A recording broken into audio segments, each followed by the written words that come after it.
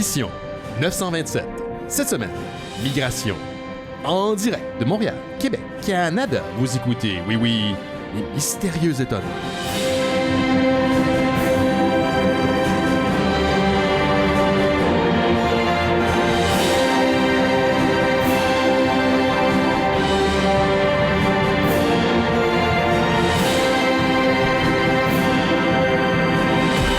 Bonjour à toutes et à tous, vous écoutez Les Mystérieux Étonnants, une émission en balado-diffusion consacrée au BD et à l'ensemble de la culture populaire. Benoît Mercier au micro et cette semaine, le passé et le présent se rencontrent. Hein? Bien dit. Bien dit, hein? Il est notre invité cette semaine dans Migration, son nouvel album chez La Pastèque. On apprend beaucoup sur lui, sa famille, et c'est pour ça qu'aujourd'hui je vais l'appeler Chouchou. Jimmy Souzan est à l'émission. Salut Jimmy! Salut! Je suis parti à rire quand j'ai lu ça dans la BD. Je vais appeler Jimmy maintenant Chouchou. Do what you gotta do, man. C'est correct? Ouais. C'est genre juste un privilège qui appartient à ta mère ou c'est comme on peut t'appeler Chouchou? C'est correct quand t'es en Haïti et elle écoute pas la radio. Ah non, elle écoute pas là. Tu vas pas partager cet épisode-là? Ben, peut-être, si elle revient d'Haïti, ouais. Ouais. Elle est pour être un snowbird, c'est ça? Elle est durant l'été. Mais Warrior, là, comme la mobilité réduite, puis est allé pareil cette année. C'est fou, man. Tes parents, ils vont à chaque année. Yeah! C'est débile, c'est débile. Personne va le convaincre de rester. C'est comme une tradition, tu penses, qu'ils retournent à chaque année pour renouer peut-être avec les racines? C'est leur retraite. Ouais. Ils sont rendus... ils ont presque 80. Là, fait oh shit, my God, man. En même temps, je les comprends. Tout le monde se ressemble, tout le monde parle leur langage, tout le monde est content de les voir, puis il fait pas moins 22. Ce qui était très difficile aujourd'hui, d'ailleurs, ouais. Hein, pour les gens qui sont auditeurs français, là, quand vous me dites qu'il fait moins 5 ou moins 10 puis que c'est le bordel, aujourd'hui, il faisait excessivement froid à Montréal. Dans mon travail, on a fait un lancement à l'extérieur, puis c'était franchement quelque chose. Les gens à ma job sont des warriors, par contre, je lève mon chapeau à eux. Pour les gens qui écoutent l'émission depuis longtemps, puis on en a plusieurs, depuis même 15, 20 ans, des fois, depuis le début, en fait, des émissions, vous reconnaissez la voix de Jimmy Souzan, qui a participé beaucoup au show durant le passé. Avant l'émission, tu me disais que dernière fois, c'était peut-être même un spécial de Noël. Ouais. Ça doit faire au moins 12 ans, peut-être 10 ans d'abord. Ça fait longtemps. Ça fait un méchant bout. Méchant bout. J'ai une bonne mémoire parce qu'en plus, me rappeler mon passé pour écrire le livre, c'est comme si j'ai comme touché une corde, genre avec le lien direct avec le passé. Là, fait que là, je me rappelle plein de trucs. Là. C'est comme un genre thérapeutique. T'as refait l'histoire de ta vie en même temps, c'est ça? En même temps, oui. Puis j'ai découvert pas mal sur mes parents. Là. Yes. C'était toute une aventure revivre ça. Là. Excellent. On va en parler dans quelques instants. Ouais. Laurent en avait parlé à l'émission de ton album Migration disponible chez La Pastèque. Donc, on se connaît depuis longtemps. Si à la maison, vous me dites « Ouais, vous n'êtes pas objectif », oui, on n'est pas objectif. Je vous dis tout ça, j'ai beaucoup aimé la BD de Jimmy. Laurent l'avait bien vendu ici au show.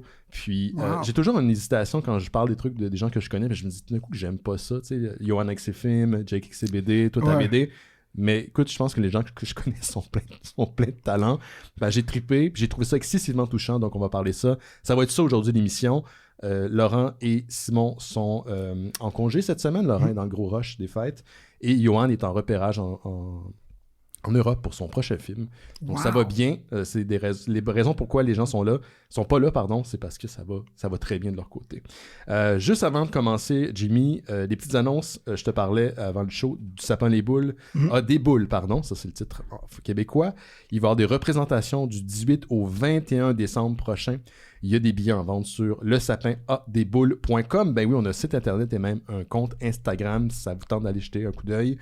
C'est animé par Rosie et Jarrett. Ils ont fait des belles petites capsules pour mousser l'événement. C'est un gros trip. Pour vrai, là, si vous aimez moindrement Christmas Vacation, le Sapin des Boules, si vous tripez sur les événements style A Rocky Horror Picture Show, ça vaut la peine. On refait des scènes du film mythique de Jeremiah Chick, qu'on vous rappelle, qui est un Québécois de Montréal, ça fait plus de 40 ans qu'il est à LA, qui est venu nous visiter d'ailleurs l'année passée. Il n'est pas là cette année, mais nous, l'équipe, on est là au rendez-vous. Tout le monde est revenu. Donc, on refait certaines scènes mythiques.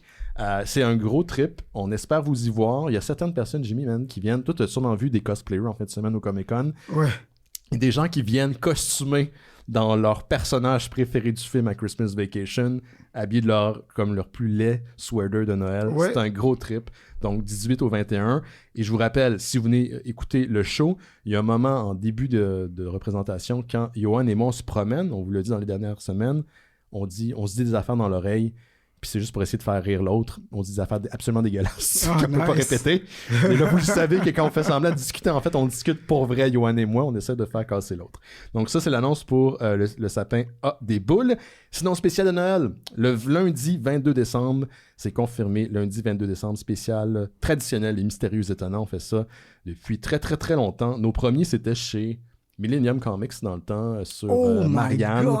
Yes, ça nous ramène loin. Oui. Live chez sur Marianne, puis après on a fait ça chez nous. On a fait ça ici, puis on continue à faire ça ici cette semaine. Peut-être éventuellement devant le public. Ça serait le fun peut-être de faire ça devant Ça le serait public. cool. Ça pourrait être cool, tu sais. Un Christmas special, un petit peu quelque chose de cozy. Yeah. Ça pourrait être nice. T'en parleras à Jarrett? Oui, ben en fait c'est drôle parce que Jarrett serait probablement la meilleure personne pour produire ce genre de show-là. Puis on était dans le cadre de son festival à l'Halloween. Donc, vous voyez, il y a plein de vases communicants. Tout le monde se connaît. Tu connais tout le monde, man. Tout le monde se connaît. C'est Montréal et 42 personnes. Ok, fine. Puis on a appris qu'on habitait un à côté de l'autre. Fait que ça, c'est fucked up. C'est fucked up. Fait que c'est vraiment bizarre. Mais en tout cas, lundi 22 décembre, je vais faire des annonces plus officielles en graphique cette semaine. J'ai pas eu le temps. La signature graphique, encore une fois, cette année, est signée par Rabo, un excellent artiste que j'aime beaucoup. Ça fait 2 ans qu'il fait l'habillage pour le spécial. Puis j'aimerais vraiment, Rabo, si tu nous écoutes, que éventuellement tu fasses une bande dessinée. Tu peux pas laisser ce talent-là entre tes mains caché. Il faut que tu partages ça avec l'univers. Donc ça s'en vient lundi 22, autour de 19h30, 20h. J'ai pas encore décidé. Gardez un œil sur nos médias sociaux, puis ça va être annoncé prochainement. On va parler de ta BD en deux petites secondes, Jimmy, mais juste avant, on a un message vocal d'un auditeur qui s'appelle Gabriel, qui nous a déjà envoyé un message par le passé. Donc, je me souviens pas en fait ce que Gabriel m'a dit dans son message, fait qu'on va l'écouter ensemble, on va le découvrir. Hey, salut les mystérieux titans, c'est Gab, pas Gab du Discord, un autre Gab. Écoutez, j'ai 2 questions pour vous. Quand vous écoutez un podcast, est-ce que la personne qui parle a l'air d'une personne différente ou a l'air d'autre chose dans votre tête? Pas pour plugger un autre show, mais tu sais, d'un voyeur de vue, moi, Alex Rose, je sais pas pourquoi il ressemble à Sam Breton. Est-ce que ça vous arrive? Parlant d'avoir l'air de quelqu'un d'autre, Ben, depuis que tu as tes lunettes, est-ce que tu es chaud? T'as l'air de Colbert, est-ce que nice. Tout le long, il était parfait. Fallait juste mettre des barniques dessus. C'est mon nez. Deuxième question. Ça, c'est peut-être plus pour Simon ou CJ qui est là, ça m'étonnerait. Les deux, on va là. Vous avez déjà mentionné il y a longtemps que vous aimeriez ça faire la finale de Terre Kaiju, qui serait plus dans le cours à quelqu'un, ça serait relax, le monde se passe le micro, c'est party de piscine quasiment. Pourquoi est-ce que, moi je vous lance une autre idée, pourquoi est-ce que vous ne faites pas, quand vous portez des costumes, vous construisez des buildings en carton, puis vous filmez ça pour le Patreon, puis vous foutez le carnage là-dedans? Moi je pense que ça serait épique. Pensez à ça. Moi, je trouve que ça serait aussi une belle occasion de voir Jake déguisé en Mothra sous-mort, se demander si des micro-machines, ça rentre dans l'urette. Si des micro-machines, ça serait des petits chars à l'échelle. Anyway, Voilà, donc c'était 1 minute et demie, le message a été coupé comme ça. Ben merci pour le compliment, c'est super gentil, mais la réalité, c'est qu'aujourd'hui, je ne suis pas le plus chaud à l'émission. Il y a Jimmy qui est là. Wow, je suis invité, là. C'est toi l'émission. Dude, j'ai dit que tu venais à l'émission, puis là, je parlais de ta BD à ma job, puis il y a quelqu'un qui a fait « Ah ouais, je vais checker ça m'intéresse », puis comme « Il dit tabarnak, il est donc bien chaud, Jimmy ». J'ai dit « Of course, il check ça comme il est swell, man ». C'est très aimable. C'est vrai. Pour ta question, je sais pas quand est-ce qu'on va faire un spécial de Terre Kaiju, sûrement après l'hiver, parce que là, faire ça à l'extérieur dans une cour, c'est peut-être pas une bonne idée. Pas sûr pour se costumer puis foutre le bordel. Quoique, si t'es intéressé de voir ça, il y a une fédération de lutte aux États-Unis à Brooklyn qui s'appelle Kaiju Big Battel, B-A-T-T-E-L. Ils sont déguisés en kaiju, ils se battent dans un ring et il y a des buildings en carton et c'est, ma foi, magique. C'est très indie comme fédération de lutte, c'est tout petit, mais je te le conseille fortement. Il y a des extraits sur YouTube. Tu peux facilement trouver aussi leurs spéciaux. Il y a mettons, le Bear Burger. C'est un gros ours, mais aussi c'est un burger. Nice. Il y a plein d'inspirations aussi de Super Sentai, de Goldorak, de plein d'affaires de même. Ils se battent à coups de building et autres artifices. C'est franchement magique. Kaiju Big Battle, ça t'intéresse, Gab. J'en profite aussi, merci pour ton message vocal. Si vous voulez nous laisser un message vocal pour le spécial de Noël, le lien est dans le descriptif de l'épisode. speakpipe.com/mystérieux. Vous n'avez même pas besoin de retenir ça. Le lien est dans le descriptif de l'épisode. Donc voilà. Jimmy, on parle dans ta BD. Oui. On parle de ton BD. Je suis content de te recevoir. Bravo pour ton succès. Ça semble bien fonctionner pour toi. Tu étais au Comic-Con ce week-end pour le petit Comic-Con du temps des fêtes. Oui. Est-ce que tu as eu de la rétroaction de ton audience, des gens qui viennent voir par rapport à la BD? Ça a été quoi le contact? Premier Comic-Con auquel tu participes, mais pour lequel tu as sorti un album tout récemment. Là. Oui. Mais écoute, le monde sont hyper généreux là, avec leurs compliments. Ils partagent des histoires, des moments personnels, surtout ce qu'ils ont eu avec leurs parents après leur avoir fait lu la BD. Vraiment les guider bulle par bulle. Là, non, maman, il faut que tu lises l'autre bulle à côté. Après ça, celle en dessous. Puis l'autre. C'est pas autant acquis qu'on le pense. Les gens qui lisent pas de la BD se posent souvent la question. Ouais. Fait que c'était quand même drôle en entendre cette histoire-là, mais c'était vraiment touchant. Le monde était vraiment. Il y en a qui m'ont dit que ça a ouvert des plaies, mais ça a aidé à ouvrir la conversation avec leurs parents, que comme les miens, ils parlent pas. Ouais. D'ailleurs, je vais mettre un peu les bases pour que vous sachiez à la maison de quoi qu'on parle. Ça a commencé un peu autour du début des années 2000, 2007. Trigger warning, suicide d'un de tes cousins.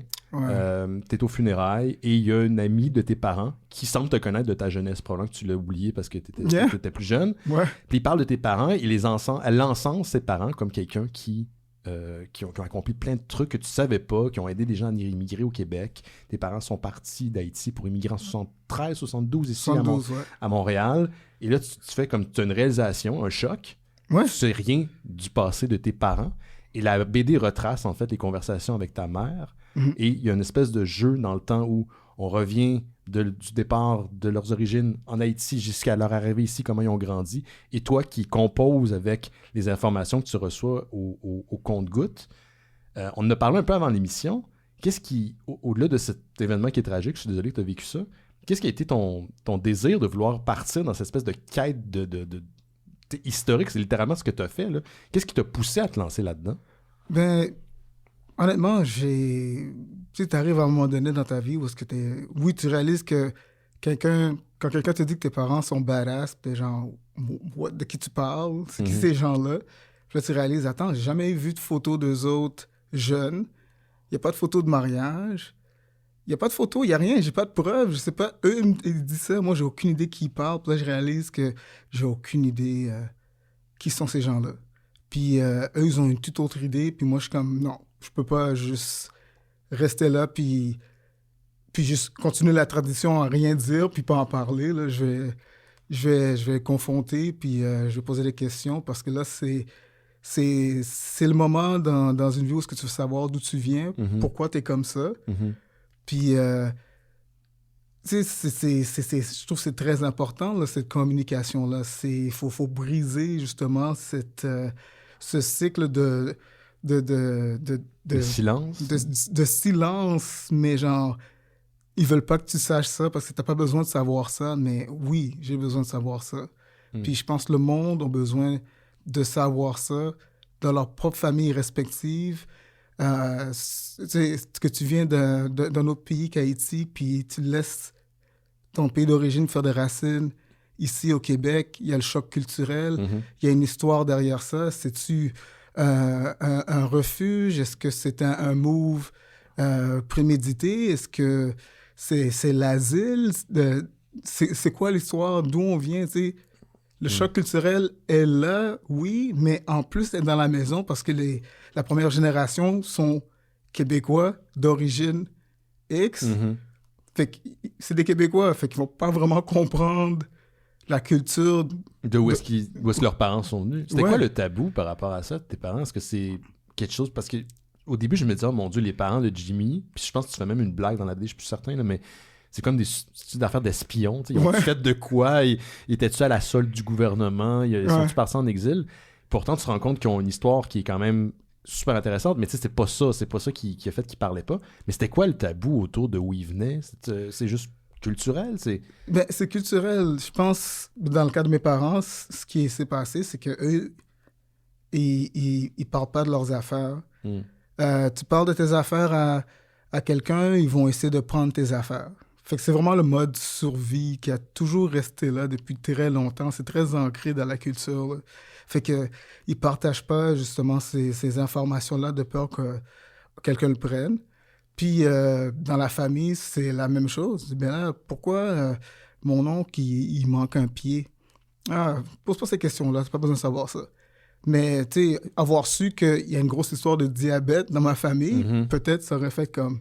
Oh shit, faut que je garde ça. Faut que je fasse attention, là. Je vais laisser les Mr. Freeze tranquilles, puis, avec les Fudge Sickle, là, je vais rester tranquille avec ça aussi, là, mais, tu sais, ça veut pas répondre, puis c'est très commun. Puis ça a été difficile? Je pense que ça a été comme un processus de plusieurs années, dans ton cas, non? Oui, mais dans le cas de ma mère, ça s'est fait quand même assez vite parce que j'ai découvert que si tu donnes un petit peu de Kahlua, elle te raconte tout.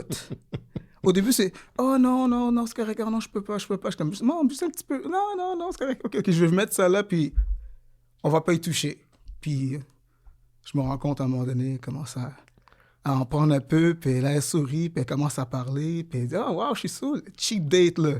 Super cheap date. Ça n'a pas coûté cher de Kahlua, mais... Non, c'est ça, le budget de Kahlua. D'ailleurs, c'est drôle, je voulais t'en acheter pour comme, faire un toast à ta mère. Nice. Mais là, j'ai regardé, puis tous les sacs à Montréal, on a, sauf la mienne, qui est aussi la tienne. Ouais. Puis j'étais comme « Fuck, man, comme à quel point c'est comme possible. » Mais cheers à ta mère, man. Yeah. Puis mais... Qu'est-ce qui est, au-delà de l'alcool, tu penses que ça a été thérapeutique pour elle aussi, genre, de vouloir se livrer sur... Tu sais, je veux dire, parce qu'au début, tu le décris dans la BD, ça y va au compte-gouttes. Même tu l'appelles, elle raccroche. Ouais. Puis, mais pourquoi, au-delà de l'alcool, elle a décidé finalement d'en parler? Est-ce que ça a été quelque chose qu'elle t'a déjà exprimé? Elle y a pensé. Je sais que ça l'a travaillé. Puis, à sa façon... elle a essayé de me rejoindre. Après y avoir pensé là, comme il faut, là, essayer de rejoindre puis de frôler la question un peu en disant « Oh, on va aller prendre un café. » Mais pour de vrai, genre, si je lui donne assez de temps, elle commence à m'en parler un peu, là. Fait que c'était... Elle aussi, je pense qu'elle était... Parce qu'elle arrivait une période dans sa vie où elle se demande « Est-ce que j'ai une bonne vie? Est-ce que j'ai fait mon possible pour mes enfants? Est-ce que je suis une bonne personne? Est-ce que j'ai de quoi me reprocher? Tu sais? Puis elle m'en a fait part de ça. Puis moi, je lui ai dit, t'as pas de regret à faire, là. T'as fait ton possible. Tu t'es sacrifié pour nous, là, genre. Tes rêves ont pris le bord, là. Tu sais, c'est nous. It's up to us. Tu sais, veux dire, de continuer justement cette migration-là qui était physique, mais nous, la migration, c'est d'aller plus loin, genre, dans nos passions, dans ce qui nous touche, dans nos familles respectives, tu sais, genre, on parle d'enfants, on parle de... Tu sais, moi, je voulais y faire comprendre que elle a fait sa marque dans une vie, dans des vies, puis c'est important qu'elle le sache, qu'elle le voit. Donc, c'était ça le... C'est fou parce que tu parles de dire que finalement sa vie a fait... tu sèmes des graines tout le long de ta vie, puis ce que tu espères au final, c'est quelque chose qui en ressort. Ouais. Puis c'est drôle parce que ce qui ressort de la migration, c'est l'album Migration. Ouais. Quelque part, le résultat de cet album-là, qui est aussi son histoire à elle, c'est le fait qu'elle a eu des fils, elle t'a eu, elle a un peu... comme, comment je peux dire ça, nourrit ton intérêt pour le dessin. Oui. Puis ça, c'est le résultat de la migration, puis c'est aussi le nom de l'album. Je trouve ça nice. Il y a comme une genre de mise en abîme là-dedans qui est cool. Yeah, thanks. Honnêtement, c'est... Je pense la voir... Je pense que tu as vu une photo sur Instagram. Tu la vois en train de feuilleter le truc, là. Puis ma mère est toute petite, là. Ouais. Le livre a l'air gigantesque. À côté d'elle, ouais. Puis elle a ses petites lunettes, puis elle tourne les pages. Elle peut pas lire la BD, elle comprend pas qu'est-ce qui se passe, mais elle reconnaît mes dessins. Elle dit, hey, ça c'est toi, ça c'est ton frère. C'est-tu ton père, ça? C'est pas moi, ça. Tu sais, genre, mais elle était contente. Tu sais, elle avait un petit sourire enfantin au visage, là. Puis j'ai dit, c'est suite à nos conversations, là. Tu sais, j'ai fait ça. J'ai fait ça pour moi, mais je voulais vraiment que tu saches que j'ai fait ça pour toi aussi. Là. Je veux que tu vois que tu es importante. You matter. C'est fou à quel point tes parents sont les deux. T'es dedans la BD aussi, tes frères aussi, mais tes parents, surtout ta mère, sont les personnages principaux de l'histoire. Ouais. Puis je me demandais à quel point c'est fucking weird d'écrire comme tes parents comme étant des jeunes tourtereaux. Tu parles du fait que ton père, on le salue, je sais pas si, tu sais, en tout cas, qui a pas de fesses, puis que ta mère essaie de les pogner, finalement, se rend compte qu'il y a comme de quoi dans ses pants, puis c'est comme... Mais ça doit être drôle quand même de dire, hey, je représente mes parents à une époque que je les ai jamais connus, sûrement qu'une énergie que t'as pas connue quand t'étais adulte non plus, tu sais, c'est pas pareil quand t'es... Fait à quel point c'est weird, man, pendant que t'es en train de mettre ça en page. Oui, ben, pour être plus précis, c'est qu'ils mettaient du carton puis du papier. Puis du papier, roulaient du papier, là, parce qu'il n'y avait pas de fesses, fait qu'ils essaient de rembourrer ça. Puis les pantalons polyester de l'époque, là, c'était vraiment, c'était très Van Damme, ouais. C'était au-dessus du nombril. Au-dessus du nombril. Ouais. Puis si t'as pas de fesses, ça pardonne pas, là. Ouais. Fait que lui, il voulait juste bien paraître, mais elle a dû faire ça tout de suite, puis c'était juste drôle. Mais elle aime son Léocio, là. Ouais. Fait que... ouais, ils ont une belle relation, les deux. Mais toi, en tant que fils, de les mettre en scène comme ça devait être quand même un peu étrange. Non, parce qu'elle m'en a parlé avec tellement de... Parce qu'elle a tellement de l'amour dans les yeux, là. Ouais. Puis c'est les histoires qu'elle me racontait tout le temps, fait que je trouvais ça cute. Mm-hmm. Puis c'est rien d'explicite, c'est vraiment un moment où c'était drôle, tu sais, genre, c'était vraiment embarrassant pour un, puis extrêmement drôle pour l'autre, puis un petit peu décevant, là, mais elle aime quand même, puis elle prend tout, le bien, le mal. Dans la BD, on voit que c'est avec ta mère, surtout si tu as des conversations, des fois il y a un petit peu d'alcool impliqué, des petits cafés, des choses comme ça, du thé. Puis c'est elle qui se confie, t'enregistres, tu réécoutes, on te voit déambuler dans la ville de Montréal. Qui d'ailleurs, je trouve qu'il y a des rues que je sais que j'ai vu ce building-là, mais je sais pas où je l'ai vu. Okay. Il y a vraiment des places là où je sais, ouais, je sais de quel quartier tu parles, mais je le vois, mais je sais pas exactement. C'est Montréal. Quand vous écoutez la BD, vous allez sentir Montréal. Mais je me demandais, tu sais, si c'était comme... Comment t'as réussi à comme un peu tricoter tout ça ensemble, tu sais? Parce que tu parles de leur histoire, tu parles de toi, il faut que tu aies une finalité aussi. Tu t'avais pas peur que ça devienne comme juste anecdotique ou des capsules? Je pense que c'est... Tu sais, j'ai tout écrit comme des chapitres avec de quoi de vraiment spécifique qui se passe. Mais comme mon éditeur a suggéré de me mettre dans l'histoire, parce que c'était pas le plan du tout, c'était de trouver une façon de tisser un lien avec ce qu'eux, ils vivaient, puis qu'est-ce que moi, j'ai vécu.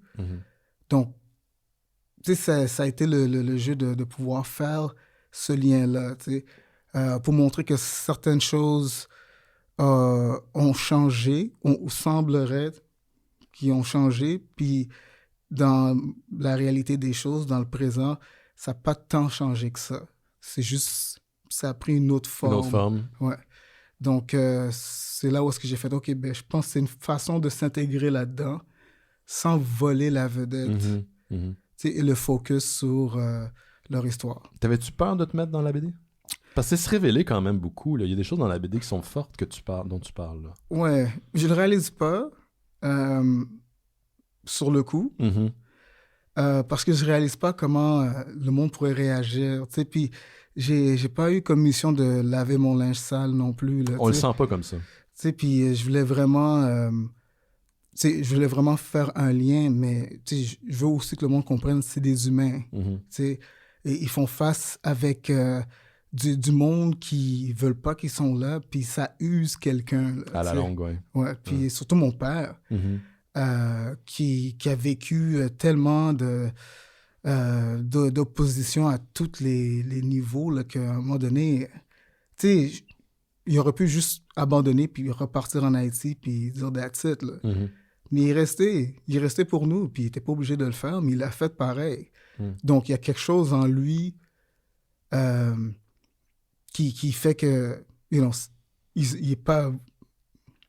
va dire, je le comparais à Darth Vader. OK. Tu sais, puis il y a une scène dans le livre où je suis comme... Il y a du bon en vous, père. Je le sens, tu sais. Puis c'était juste pour faire un comparatif avec comment moi je le voyais, parce que maintenant que le livre est sorti, le monde sait qu'on ne s'entendait pas si bien que ça. Mais c'est pas que je le respectais pas du tout. Tu sais, c'est pas que... Mais j'ai découvert que l'amour était encore là, la preuve. Comme dans Star Wars, comme dans Vader, ouais. Tu sais, puis c'est vraiment genre...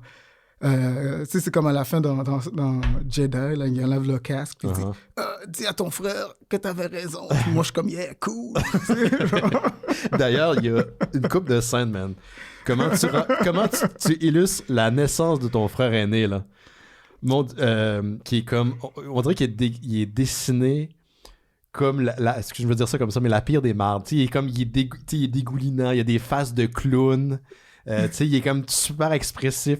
Toi, quand tu sors de ta mère, t'es comme... T'envoies des rayons d'amour à Saint-Luc. À Sainte-Justine. À Sainte-Justine, excuse-moi. Ouais. Puis tu sais, comme... Il y a tellement un contraste, puis je me disais, Jimmy, là, il est en train de faire des clins d'œil à ses frères où il nargue son frère. Parce que je sais pas à quel point c'était voulu, mais quand tu représentes ton frère quand il sort pour la première fois, là, quand tes parents essayent de l'élever, il a l'air de la pire des mardes, man. Ça a l'air d'être un enfant qui a tout arraché, man. Je sais pas à quel point c'était véridique, mais Colin, c'est... On dirait que tu voulais comme Jean-Paul his leg a little bit. Ouais. Ben, écoute, j'ai exagéré pas tant que ça, parce que l'histoire avec les savons, c'est arrivé pour de vrai. Oui? Ouais. OK. Fait qu'il avait l'air de... Il a mangé du savon comme... Il a mangé les petits savons tu sais, les décoratifs, là. Oui. Les petites coquilles. Il y avait les roses aussi dans le temps. Mes tantes avaient ça. Ouais. Il a tout bouffé ça, man. Fait qu'il avait l'air d'un bébé possédé démoniaque, là. Ses parents ont capoté, mais... C'était pas toxique, heureusement. Ouais. Mais c'était... Puis il faisait beaucoup de coliques. Fait que c'est... Les premiers bébés, pour la plupart des gens que je connais, ça a été toujours très difficile. Ben, c'est toute une courbe d'apprentissage, j'ai l'impression. Ben ouais. D'ailleurs, ta mère, quand elle était venue, elle avait quel âge à peu près quand elle était émigrée ici? Elle était jeune. 25 ans. Puis elle est tellement jeune dans la BD, il y a un moment où ton frère, la personne de ton frère, bouge dans son ventre, puis elle est comme pas au courant que ça arrive aux mères. Non. Elle était encore jeune. Elle était encore naïve, ta mère, à cette époque-là. Genre. Ouais. Tu peux juste imaginer à quel point tu pars de tout ce que tu as connu, de toutes tes références, puis tu arrives ici, tu es supposé avoir un port d'attache parce que je pense que quelqu'un avait promis une chambre, puis finalement, ils se sont fait arnaquer, c'est ce qui est arrivé. Là. Clairement, ouais. Je veux dire, tu connais personne. Je peux pas imaginer qu'est-ce que ça peut être, puis les traces que ça peut laisser. Est-ce que ces traces-là, tu les as vues aujourd'hui encore dans tes parents? Puis est-ce que tu les as vues en toi? Parce qu'il y a comme un genre d'abîme. Quand tu exportes tes parents, j'ai l'impression que tu exportes toi aussi. Genre. Ben, ce que j'ai vu surtout, c'est... tu sais, il y a toujours... ils réussissent toujours à s'en sortir. Il y a toujours quelqu'un qui est là, avec la main tendue, qui a la patience d'expliquer quelque chose, de lui montrer de quoi qui pourrait l'aider. Comme le fameux marchand du marché Jean Talon, là. Ouais. Puis c'est le genre d'allié que dans une vie, genre, tu te retrouves à avoir, tu sais. Quand quelqu'un dit « Ah, ben, t'es jeune, t'inquiète pas, les choses vont se régler, ça va s'arranger. » Ils te parlent d'expérience parce qu'eux, ils ont eu des moments vraiment où est-ce qu'ils pensaient que c'était... Il y a rien, ils n'allaient pas s'en sortir, puis il y a quelqu'un, il y a quelque chose qui a poussé un autre humain à tendre la main, puis leur dire ça va aller, puis les aider à s'en sortir, puis... C'est le même dude qui a été pour aider ton père à obtenir un taxi aussi? Oui. My God, man, ce dude-là, il était comme un envoyé du ciel. Là. Ils se sont retournés puis il était juste pas là. Comme mais il faut aussi croire que le Québec, le monde, il y avait beaucoup d'alliés. Il y avait beaucoup de monde qui sont intéressés aux autres cultures. Quand les Vietnamiens sont venus, ils étaient très ouverts. Puis il y avait aussi le monde qui était comme un peu contre. Mais tu sais, quand les Haïtiens, surtout quand ils sont venus... il y avait encore la même attitude. Il y a du monde qui était hyper content d'apprendre une nouvelle culture. Tu sais, c'est tellement beau, vos cheveux. Un petit bébé noir, c'est tellement beau. Puis, ce gars-là a vu mon père avoir de la misère. Il il a vu ma mère avoir de la misère, Mhm. puis il a dit, ben écoute, je vais t'aider à t'en sortir. Là. Ce qui est fou, c'est que encore aujourd'hui, t'as le bon côtoie le mauvais. Là. Tu sais, je pense que les Québécois, je pense en fait tout le monde de façon générale sont des gens décents. Puis t'as comme les crétins qui font énormément de bruit pour tout le monde. Ouais. Et c'est malheureusement eux qu'on retient. Ouais. Et là, surtout en ce moment, là, pour plein de raisons qu'on reviendra plus dessus, mais ces crétins-là sont galvanisés. Puis c'est comme cyclique, on dirait. Puis je sais pas à quel point, puis je suis pas la personne pour juger de ça, là, mais à quel point on progresse ou on ne progresse pas. Mais c'est quand il parlait justement de... Dans la vie, tu parles de comment tes parents voyaient les Québécois. Ils les trouvaient sympathiques, sauf que d'autres étaient très, très, très actifs. C'est encore comme ça aujourd'hui, malheureusement. Tu sais. Ouais. C'est fou à quel point cette histoire-là fait écho encore aujourd'hui. Puis je sais pas si c'est pire ou c'est moins pire. J'ose espérer que c'est moins pire, mais je sais pas à quel point c'est le cas. Est-ce que tes parents ont adressé ça? Est-ce qu'ils ont parlé de comment ça a changé au fil des années? Est-ce qu'ils t'en ont-tu parlé un peu? Non. Mes parents étaient genre, t'as des frères, c'est juste, t'as pas besoin de rien d'autre. T'as pas besoin d'amis, t'as pas besoin de jouer avec qui d'autre. Tes frères sont là pour ça. Puis, ils ont toujours été comme ça, sans expliquer pourquoi. Mais à un moment donné, tu commences à te rendre compte que... Ils te protégeaient? J'ai pas vu le racisme avant que... Tu sais, comme j'ai grandi devant la télévision, là, avant que j'ai vu le Mississippi brûle. C'est quoi ça? Mississippi Burning. Ouais, c'est un film. C'est un film Gene Hackman puis Willem Dafoe. Oui. Okay, ouais. Sur les étudiants là, qui aidaient les droits civils, puis ils ont été perdus dans le Mississippi. Là, puis ils ont été retrouvés. J'avais aucune idée. Fait que ça a été comme une révélation quand t'as vu ça? Ouais. À quel âge t'as vu ça? Oh my God. C'était au primaire encore. Oh shit, t'étais vieux quand même pour... C'était au primaire, c'était pendant les cours de sciences morales, tu sais. Puis le prof, il dit, je vais jouer ce film-là, tu sais. Puis moi, j'étais comme, mais je comprends pas. Il faisait juste conduire, qu'est-ce qui s'est passé, pourquoi, tu sais. Puis, tu sais, il y a des mots qui sont sortis que j'avais entendu parler, mais j'avais jamais entendu dans un film. Dans le contexte, oui. Puis j'étais comme, wow, OK, c'est... On n'est pas dans ce pays-là, là. Tu sais, c'est comme, c'est pas ici, ça se passe, mais ça se passe, ça existe. Puis, tu sais, à un moment donné, tout s'est révélé. Après ça, j'ai vu Gandhi, puis là, je suis comme, oh non! Genre, c'est quoi cette planète-là? Là? Qu'est-ce qui se passe? C'est vrai que t'as été un peu couvé quand même. Parce que t'as été élevé, tu l'as dit, là, t'as été élevé devant la télé. La télé était ta fenêtre sur le monde. Toi et tes frères, là. Ouais, Bobino, Bobinette, Goldorak, Minifée, Albator, tout le monde, il y avait du monde de toutes les couleurs, bleu, mauve, orange, la force G, tout le monde s'entendait, là, par quelques, chicanes d'amoureux, là, dépendant de ce que tu écoutais, là, mais, c'est pas comme ces films-là où t'es comme, tu vois vraiment des humains décider que, comme, bon, ben, tu vaux pas la peine de vivre, fait que je vais en finir avec ça, tu sais, puis c'est comme... Moi, c'est inconcevable, là, je comprenais pas ça, là, c'était... C'est un choc. C'était un gros choc, puis, tu sais, je pense même pas, j'en parlais à mes parents, je vais en parler à mon frère, parce que lui, il savait, tu sais. T'es plus vieux? Le plus vieux, ouais. Lui, il savait, mais j'étais comme, wow! Puis dans la BD, à un moment donné, tu rencontres, je pense, puis c'est drôle la façon que tu le dis, là, je vais paraphraser, mais on se souvient toujours de notre premier bully, notre premier, tu sais, puis si tu n'écoutes fucker, mange de la merde. Mais on s'en souvient, on se souvient tout le temps, tu sais.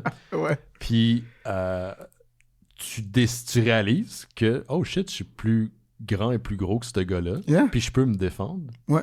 Et le résultat de ce problème dynamique que tu as eu avec ce dude-là, mais peut-être d'autres personnes, je vais pas mettre des mots dans ta bouche, ça a été d'adopter un genre ce que tu appelles le blackface. Genre le angry black, pardon. Pas le blackface, Colin, le angry black, pardon. La face du black fashion. Exactement. Ouais. Puis, tu sais, moi, puis du coup, je lisais à la BD, puis je suis comme, Jimmy, t'es un gars cordial, tu t'exprimes bien, quand tu vois le monde, t'es content. J'ai jamais remarqué qu'il était angry black, tu sais, genre dans son visage.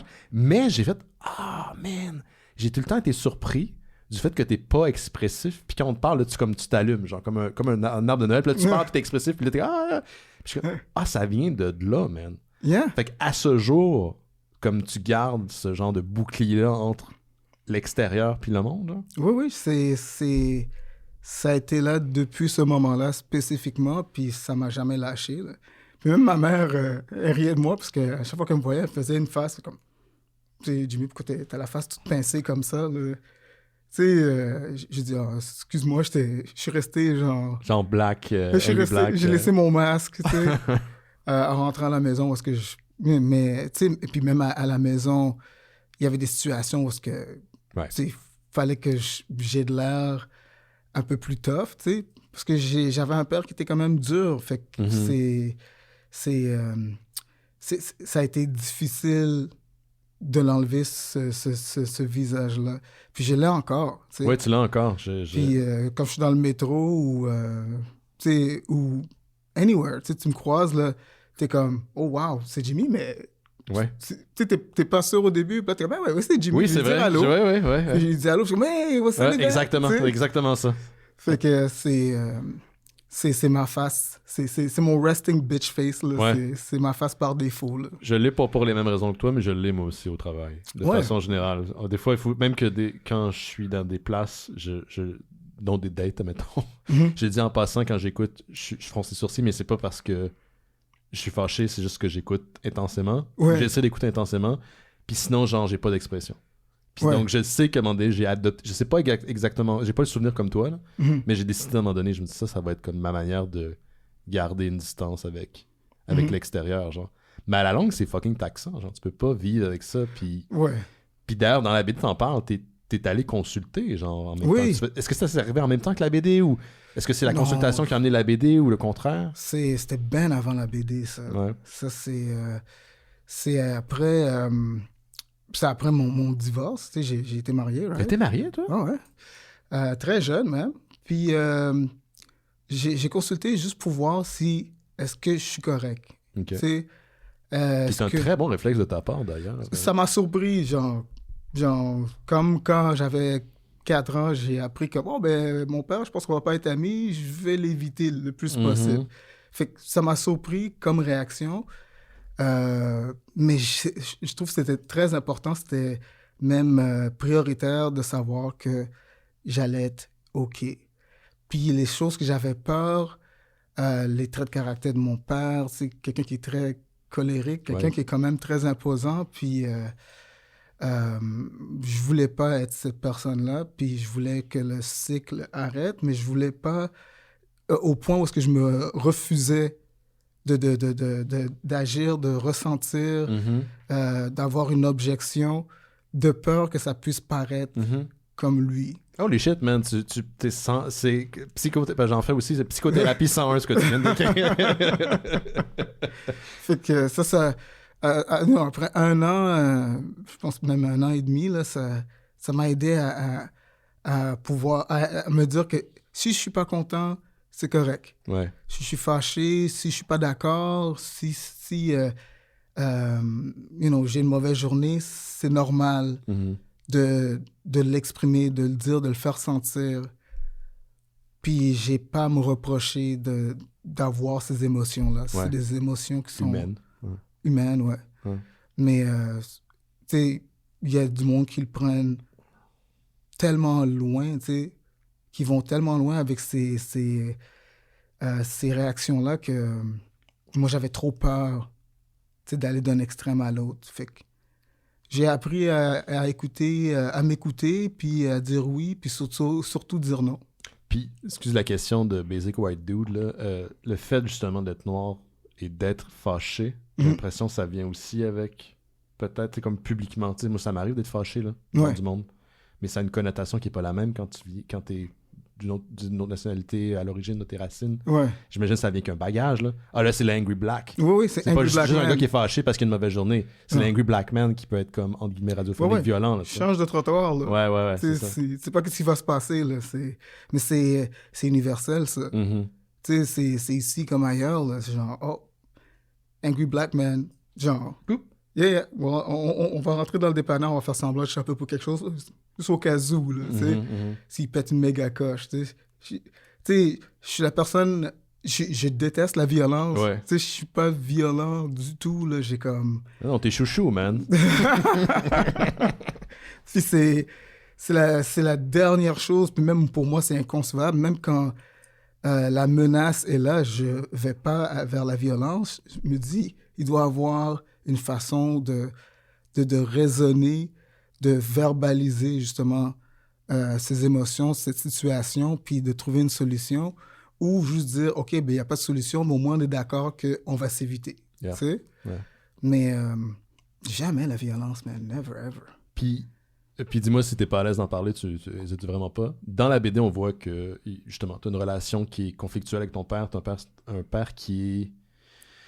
Il semble émaner une certaine énergie qui peut faire peur. Et ça veut pas dire que ces gens-là t'aiment pas, mais ils t'aiment différemment. Ton père émane une certaine puissance. D'ailleurs, il fait peur quand il arrive ici à Montréal, années 70. Les gens sont pas aussi habitués qu'aujourd'hui. Ils ont comme, justement, le Angry Black. Mais il porte vraiment une certaine violence en lui. Dans votre cas, dans toi, ton cas, tes frères, la ceinture est revenue. Souvent, d'ailleurs, de la façon que tu la représentes, c'est comme l'arme fatale d'un film d'action, de ninja ou je sais pas quoi. Là. Ça a été comme une mère qui vous a élevé. Ça aussi, c'est se dévoiler, man, quand tu fais ça. De dire, moi, j'ai vécu ça quand j'étais jeune. Puis, est-ce que comment je pourrais dire ça? T'es allé à l'équitation, t'as pas eu de gêne par rapport à te représenter comme ça dans ces contextes-là?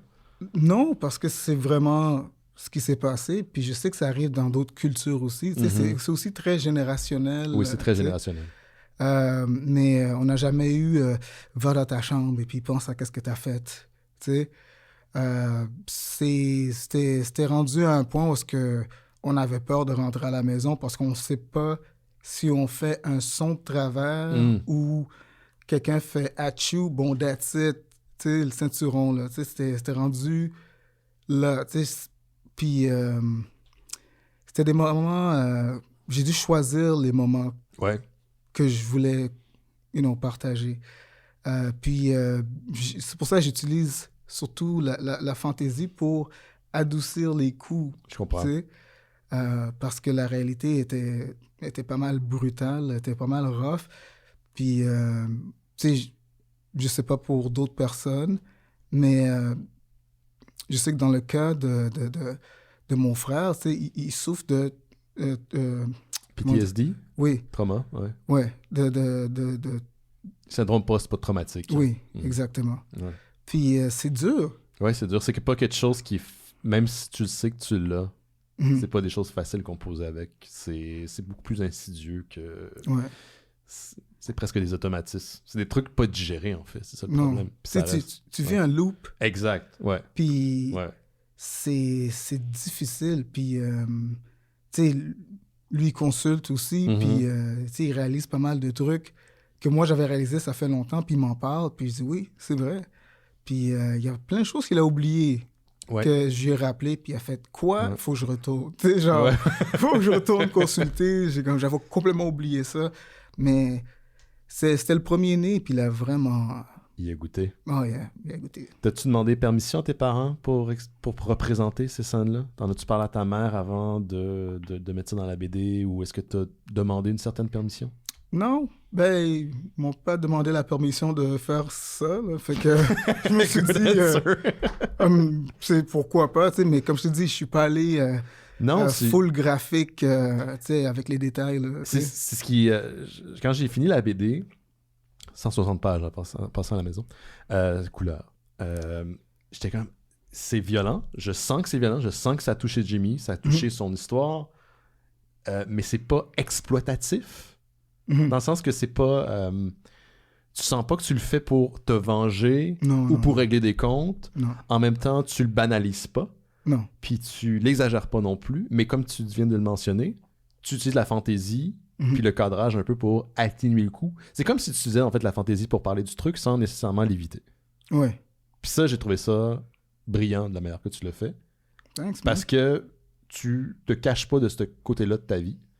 mais tu trouves une manière brillante et, encore une fois, pas exploitative pour le partager au lecteur. Ouais. Mais c'est comme je te l'aurais raconté à toi, tu sais, pour te faire comprendre la situation. Je fais tout le temps des références à soit des films ou un dessin animé qu'on a vu, là, tu sais, comme pour que tu puisses saisir la situation. Mais je le raconte de la même façon. De la même façon. Ouais. Ouais. C'est comme c'est comme un mode de gestion, en fait. Ouais, mais c'est ma façon de raconter des histoires. Puis comme tu sais très bien, j'ai pas peur de prendre des tangentes. Je pense que toute notre génération est un peu comme ça aussi. Genre, t'es élevé... Ben, moi, je suis un petit peu plus jeune que toi, mais tu sais, les Simpsons, tu sais, comme exprimer des trucs en termes de gags, puis de séquences, puis c'est très François Pérusse aussi. Tu sais, c'est comme un peu cette manière-là qu'on a cultivé notre humour. J'ai full trippé sur ta couleur, man, parce que tu fais beaucoup dans les Comic-Con, tu partages beaucoup de fan art qui appartient à différents trucs de la culture pop. Les gens peuvent aller te rencontrer. En fin de semaine, tu étais à côté de notre ami Jake, d'ailleurs, au Comic-Con. Puis c'est beaucoup coloré, tu sais, mais c'est plus que rainbow, là, tu sais, arc-en-ciel. Oui. Mais là t'es dans du terreux, là. Ouais. On a du jaune un peu comme brun, on a comme du vert, on a du rouge. Ça fait très 70s, un peu à l'image de la pochette. Ouais. Fait que, est-ce que tu es sorti de ta zone de confort pour aller exploiter cette couleur-là? Parce que c'est pas quelque chose que je m'attendais à voir. J'avais lu ton premier album jadis que tu avais sorti il y a 15 ans de ça. Ouais. On était plus dans de la couleur encore très, très arc-en-ciel. Ouais. Mais là, tu es vraiment dans le 70s exploitation style. Parle-moi un peu de ça, man, parce que ça m'a vraiment surpris. Ben, c'était une discussion que j'avais avec mon éditeur, là. À un moment donné, les couleurs originales sont très bright. OK. Comme tu dis, là, c'est très coloré, c'est très arc-en-ciel. Au point où est-ce que ça volait la vedette, c'était... Tu sais, il m'a expliqué que ça faisait distraction, là, sur... Comme si c'est la première chose qu'on voyait, c'est ça que tu veux dire? Ouais, c'est les textes, puis qu'est-ce qui se passe dans ta case, on le voit pas assez parce qu'il y a trop de couleurs, c'est trop vif. Puis il m'a fait comprendre que, tu sais, il faut atténuer puis choisir ses moments, tu sais. Puis c'est un bon rapport qu'on a ensemble, tu sais, on s'envoie des back and forth. À un moment donné, il m'a envoyé une version noir et blanc, puis... tu sais, j'étais devenu gris, là, genre, j'étais comme... ça va être ça, maintenant! J'ai comme perdu la couleur. Genre, ma blonde, elle me regarde, comme, yo, qu'est-ce qui s'est passé? Il m'a envoyé ça en noir et blanc, mais... Puis j'étais comme... J'avais les larmes aux yeux. Qu'est-ce que tu voyais? Je comprends pas. Tu étais comme pas... Il m'a fait une version noir et blanc. Mais c'est comme, tu voyais, il y a pas assez de contraste, c'est ça? En mettant noir et blanc? En noir et blanc, ça aurait marché, mais... Attends... T'aurais perdu quelque chose. T'aurais perdu quelque chose. Ouais. Puis là, j'étais comme, OK, ben là, j'en ai parlé à quelques amis, Laurent d'ailleurs. Ouais, notre amie commune, ouais. Puis j'ai dit, tu sais, je veux essayer de trouver des couleurs, genre comme des vieux pamphlets des années 70, tu sais, qu'on se faisait donner, là, tu sais, avec... ou les pamphlets de mode de l'époque, tu sais. Puis, tu sais, on a discuté de ça, puis... là, je suis revenu à mon éditeur avec une version 70s, tu sais, des couleurs beaucoup plus atténuées, puis une palette vraiment spécifique, très rétro. Puis lui, il a fait sold, puis il l'a appliqué sur toute la BD. Fait que c'est pour ça que t'as cette palette de couleurs-là qui... Donc l'album aurait pu être en noir et blanc, il est pas assez proche. Là. Oui, il est pas assez proche. Oh wow, ok. Mais je trouve que je sais pas à quel point t'étais à l'aise d'explorer cette palette-là, mais je trouve que tu l'as très bien rendu. Il y a des moments où tu parles, je sais pas comment l'expliquer là, pour les gens à la maison, ça a tout le temps été le défi des mystérieux, tu sais, on parle de couleurs en podcast, là, c'est vraiment weird, là, puis d'images. Mais il y a un moment donné, tu parles justement de ton bully qui est blond, mais il a les cheveux roux, genre. Mais comme tu caches un peu, genre, dans la couleur, ce que tu veux, comme tu veux dire, je pense qu'il est peut-être roux blond, je sais pas. Il y a comme un drôle de splash de couleur dans ses cheveux. À un moment donné, tu représentes tes grands-parents du côté de ta mère, puis sa mère, elle a comme une longue chevelure très blonde, comme presque platine jaune, là, tu sais. Ouais. Je sais pas si elle avait ça dans la vie ou quoi, pardon, mais il y a de quoi, c'est très coloré, tu sais. Je veux pas dire que tes couleurs sont pas naturelles, mais il y a comme, il y a le côté un petit peu plus extrême, genre, c'est pas terre à terre en même temps, tu sais. C'est pas fidèle nécessairement au réel, mais j'adore ça, man. Parce que je trouve que ton contraste entre les deux fonctionne très, très bien, man. Ben... C'était vraiment... on a atténué les couleurs, on a changé les couleurs, mais on n'a pas enlevé le côté fantaisie des couleurs. Mhm. Tu sais, t'as des backgrounds.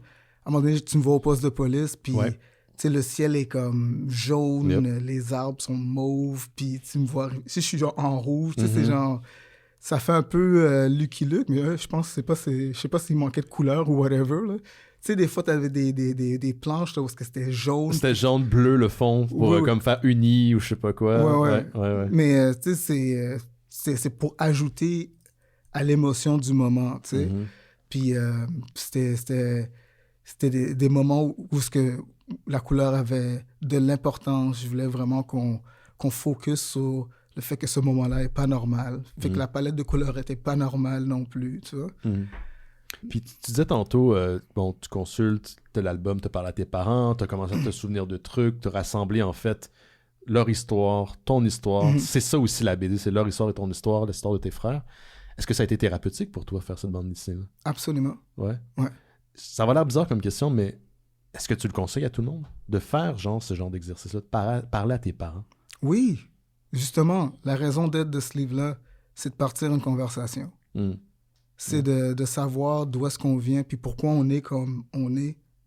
Parce que là, je sais d'où vient mon côté créatif, mon côté un peu plus imposant, peut-être, qui Qui a va dérivé de ton père un Ouais, peu. oui. Ouais. Fait que là, c'est comme, je comprends d'où ça vient, ces réactions-là. Mhm.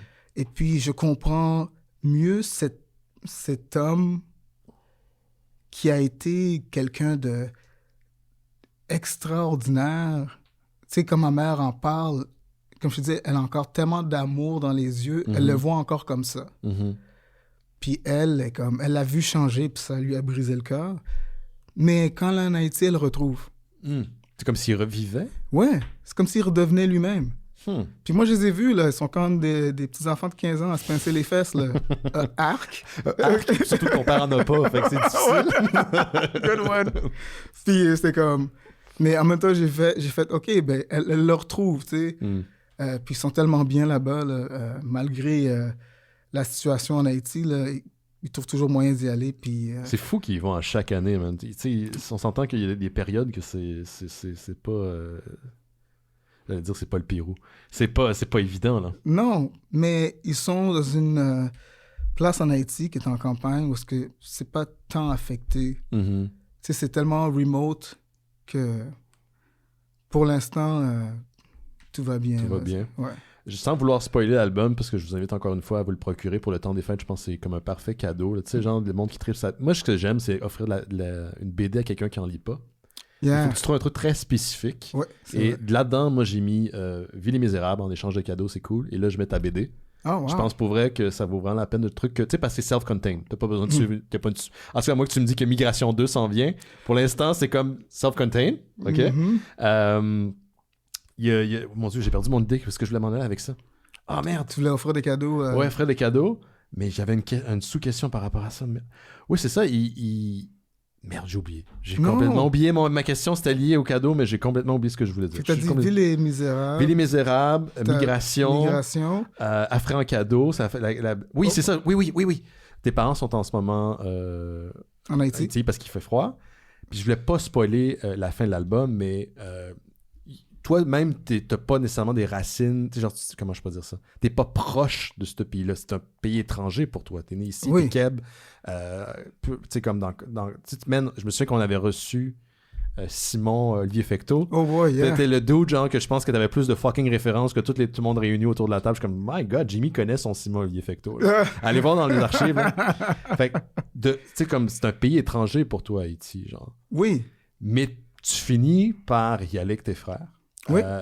Puis je voulais savoir, c'est comme, là, le monde va le découvrir dans la BD, mais donne-moi un petit peu plus, parce que ça a été quoi cette expérience-là pour toi? Parce que t'en parles pas de temps dans l'album, mais je voulais savoir c'était quoi l'expérience comme émotionnelle quand t'es revenu ou quand t'étais là-bas. Qu'est-ce que ça t'a fait vivre, man? Wow. J'ai vu la pauvreté comme je l'ai jamais vu de ma vie. C'est déchirant. Mais un pays qui a la pauvreté qui est comme aussi flagrante, puis en même temps, un pays qui est magnifique, qui a beaucoup de parties qui est comme, c'est paradisiaque. Le contraste est juste... Insane. Insane, tu sais. Je peux te décrire l'odeur des Antilles. Puis, tu sais, pour moi, ça sent la canne à sucre, le charbon. Mhm. Et si le soleil aurait une odeur, ça sent le soleil. Qu'est-ce que tu veux dire? Le soleil a une odeur? You smell, tu sens le soleil. Il y a quelque chose qui cuit, genre? C'est une chaleur que comme tu vas trouver nulle part. OK. Puis honnêtement, je comprends que si t'as grandi là-dedans, aller ailleurs, t'es comme, mais... Surtout ici, à moins 26. c'est comme, c'est quoi cette odeur-là? Tu sais, it's addictive. Tu sais, genre, je t'en parle, puis j'ai les yeux comme... Ouais. Puis c'est vraiment omniprésent, là. Puis, est-ce que c'était comme presque familier? Il y avait quelque chose de familier quand t'es allé? Non, Non, c'est très... je suis dans le mode découverte, mais tu sais, moi, j'aime voyager, tu sais. Ouais. Puis en même temps, tu sais, j'en parle quand je dis à mon père, « Hey, je reviens de Belgique. Mais pourquoi t'es pas allé en Haïti à la place? » Je dis, « Hey, j'étais allé en Norvège. Mais pourquoi t'es pas allé en Haïti à la place? » Tu sais, ça a toujours été ça, tu sais, quand je voyageais partout. Eux, ils ont fait Montréal, Haïti, toute leur vie, là. Puis ça va probablement finir en Haïti, leur histoire, tu sais. Mais... puis si c'est le cas, je serais heureux pour eux autres parce que c'est ce qu'ils veulent. Mais, tu sais, c'est pas... malheureusement, c'est pas un pays où est-ce que je me sentirais à l'aise d'y aller tout seul. Je parle pas créole. Je comprends parfaitement. Weird. Tu comprends, mais tu le parles pas? Je le parle pas. Oh my. Mais je le comprends parfaitement. Mais aller en Haïti, je serais pas à l'aise tout seul. Puis c'est un cadeau que vous avez fait à vos parents, finalement, quand vous êtes allés... Comme c'est ça que vous voulez faire, là. Ouais. OK. Avant de te laisser, parce que tu nous as laissé beaucoup de ton temps, Jimmy, merci pour... t'as été super généreux. Je veux savoir un peu, j'en ai parlé un petit peu tantôt en début d'émission, de l'approche, genre le feedback que t'as pour l'instant dans les signings que tu fais. T'as eu le Comic-Con en fin de semaine, j'ai vu que t'avais rencontré même Dany Laferrière. Oh boy. Genre, c'est comme fucking insane, là, ce qui se passe, là, pour toi, comme le succès que t'as avec ton album, c'est super mérité. Est-ce que tu as eu un témoignage, une histoire, quelqu'un est venu te voir, puis ça t'a touché? Parce qu'encore une fois, je pense que, puis on l'a dit tantôt, ça peut être comme un album que tu lis, puis tu fais comme, hey, j'ai jamais parlé à mon père. Ouais. Puis c'est pas parce que je viens pas d'Haïti ou que je viens de, mettons, de Norvège ou qu'importe, cette conversation-là, je l'ai jamais eue. Fait qu'on je vais l'avoir, puis je pense que ça peut vraiment être un déclencheur pour plusieurs personnes. Est-ce que tu as à ce moment ce genre de témoignage-là, c'est comment ça se passe là, pour toi? Oui, j'ai des témoignages vraiment touchants. Surtout, celui qui vient en tête, c'est quelqu'un qui m'a dit que ça a ouvert des plaies. Ah ouais? Mais en même temps, ça a été nécessaire de rouvrir ces plaies-là parce qu'ils en ont parlé à leurs parents. Ils leur ont présenté la BD. Ils les ont fait lire la BD de force. Là. De force? Ouais, c'est comme... Ça, c'est la bulle. Puis tu suis l'autre bulle est là. Après ça, tu tournes la page. De gauche à droite. Ouais. Puis je trouve ça drôle parce que c'est vraiment deux générations dont le... C'est comme... Il y a tellement un gros clash culturel dans la maison que d'essayer de rejoindre tes parents avec quelque chose qui vient de ta génération, de ta culture, pour qu'ils puissent te comprendre, pour partir une conversation. C'était drôle, les forcer à le lire. Puis même eux, ils étaient comme « Oh, wow, c'est quoi ça? Hey, ça me rappelle! » Puis là, finalement, eux, les images, ça les faisait rappeler pas mal de trucs qu'eux, ils ont vécu. Ils disaient « Ah, ça, c'est telle place en Haïti. Attends, je te raconte une histoire. » Fait qu'ils ont réussi à avoir cette conversation-là. Ils en ont appris pas mal sur leurs parents, puis ils sont comme « Wow! » C'est cool, ça. Je pense qu'ils n'auraient pas été capables de le faire. Si c'était pas pour un livre qui puisse les ramener sur le même point. Là. Comme si le livre était l'album était le prétexte à avoir ce genre de conversation-là. Yeah. C'est ce que je voulais, honnêtement. Bravo. Bravo. Écoute, je pense que dans les prochains mois, voire potentiellement les prochaines années, tu vas en recevoir beaucoup de ce genre de témoignages-là. De tous les horizons, des gens de tous les horizons haïtiens et autres. Je pense que pour les gens à la maison, encore une fois, échange de Noël, hein, pour cadeau de Noël, aller acheter Migration. Puis avant de se laisser, Jimmy, y a-t-il quelque chose que tu veux dire, quelque chose qu'on n'a pas abordé, que tu aurais voulu qu'on jase, ou quelque chose que tu aurais voulu qu'on mentionne concernant l'album ou la création de l'album? Moi, tout ce que j'aimerais, c'est que le monde raconte leurs histoires. Puis, t'es pas obligé de venir d'Haïti pour raconter ton histoire au Québec, là. Mm-hmm. Dans le monde que j'aimerais vivre, c'est voir des œuvres qui inspirent, mais qui viennent de différentes cultures. Puis ça se passe à Montréal, ça se passe quelque part dans le Québec. Puis j'espère que ce ne sera pas le seul, qu'il y en aura d'autres, mais de différentes cultures. Exact, ouais. Pas que je veux pas en faire un autre, là, mais... Oui, d'ailleurs, tu travailler sur t'as-tu quelque chose en tête, là, sans le spoiler? Là. J'ai plein de choses en tête. Ouais. Apparemment, je me suis fait dire par mon éditeur que je suis trop vite. J'ai comme plein d'idées, puis je suis comme attends, tu sais. Il faut laisser décanter un peu. Ouais. Je suis un petit peu trigger happy, là, mais j'apprends à apprécier le moment présent puis le moment que je partage avec le monde, puis je suis vraiment reconnaissant de ça, là. Excellent. Merci beaucoup, Jimmy, d'être passé à l'émission. Merci Ça beaucoup fait de nous offrir Migration. C'est disponible chez La Pastèque. 160 pages, messieurs, dames, de couleurs extraordinaires, d'images qui vont vous faire voyager dans le présent et dans le passé de Jimmy. Vous allez découvrir c'est qui est Jimmy, un peu sur la culture haïtienne, sur la culture de Montréal des années 70. C'est un parfait produit Québec haïtien. Allez vous procurer ça. N'importe quelle bande librairie, mais si vous voyez Laurent Boutin chez Planète BD, on vous dit salut. Nous autres, on se dit à la semaine prochaine. Je ne sais pas encore une fois ce qui va être sur le menu la semaine prochaine. Je vous rappelle les trucs importants, j'ai dit en début d'émission. Du 18 au 21 pour le sapin les boules, allez sur lesapinadesboules.com pour vous acheter des billets. Il y a même des extraits des éditions précédentes pour pouvoir voir des images. Ça a l'air de quoi? Je vous promets, c'est un gros party. Sinon, l'autre date en tête, c'est le 22 décembre, lundi 22 décembre, spécial de Noël des Mystérieux Étonnants. On clôture l'année avec ce spécial-là. On vous invite encore une fois de laisser un message vocal si ça vous intéresse. Le lien est dans le descriptif de l'épisode. À date, il y a une personne qui a laissé un message. Là, je suis pas content. Là, moi, être fâché, là. Moi, être fâché. Il faut sortir les messages vocaux qu'on va faire jouer durant l'émission. Autour de 19h30, 20h probablement, là, la diffusion enregistrée disponible de toute façon en balado par la suite. Faites attention à vous autres, puis on se voit la semaine prochaine, tout le monde. Bye bye. Merci, Jimmy. Ciao.